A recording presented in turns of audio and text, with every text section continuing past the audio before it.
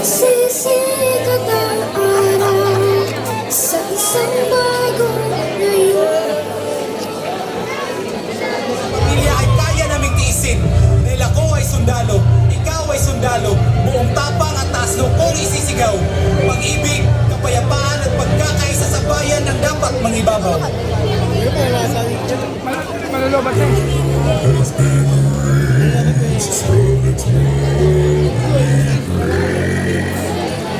By virtue of the powers vested in me by the Constitution and by law, I have to declare martial law in the Mindanao group of violence for a period that exceeding 60 days, effective as of May 23, 2017. Kasagupa sa Marawi City ang mga sundalo at mga hindi na ng miyembro ng Maute Group.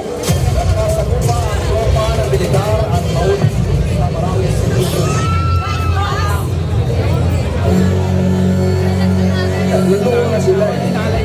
Nakapwesto na sila Maute Group.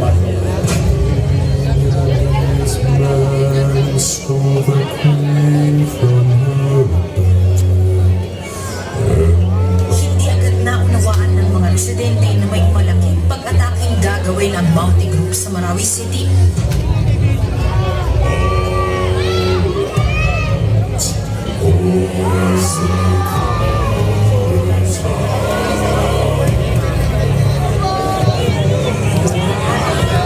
Ang ilang residente nakatitig lang sa mga lalaking nakaitim. Ang iba, sige lang sa pagbiyahe. I am ordering you to crash.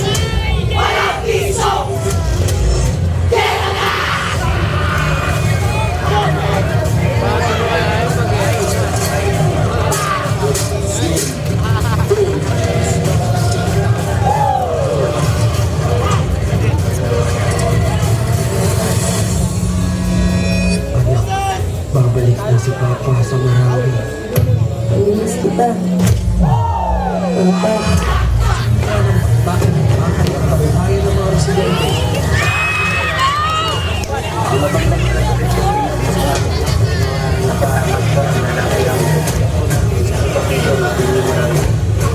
Ito ang mga kwento sa loob ng Marawi. Marahil ang pinakamatagal na giyera sa Pilipinas sa kasaysayan sa loob ng isang lungsod. Sasaksikan natin ang malalang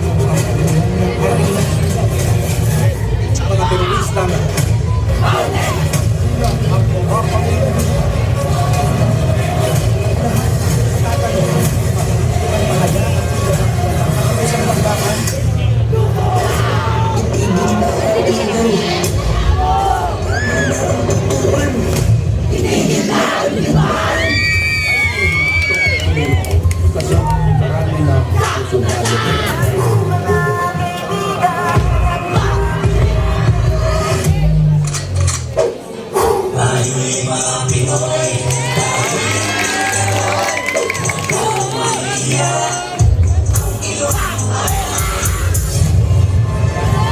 Kung may isang bagay na napatunayan ng giyera sa Marawi, ito ay ang pagtutulungan ano pa man ang reunion.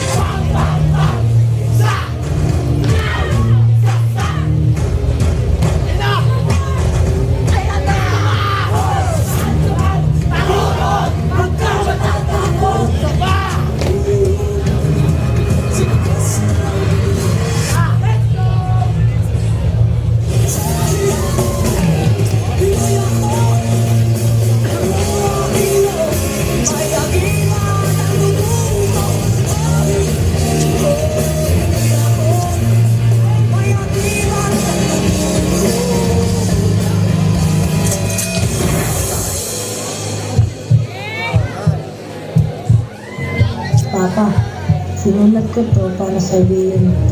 Bukas po ay makakagraduate na po ako. Kaya po ang magsalit ng medalya ko. Hihintayin ko po kayo.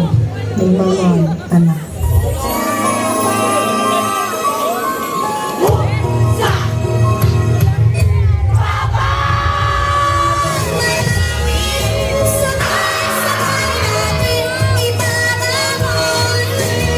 Bumangon ka pa. Sabi mo maglalaro pa tayo. Sabi mo, uuwi ka. Gumising ka na dyan pa. Papa! Isang dapit hapon, sisikat ang araw sa isang bagong ngayon. Itigil na ang digmaan. Tama na ang labanan. Nangyaring bangungot sa marami ay atin na wakasan. Tapos na ang iwan. Dahil kahit anong gawin mo, rebelde ka man o sundalo, kapwa Pilipino pa rin ang kalaban mo.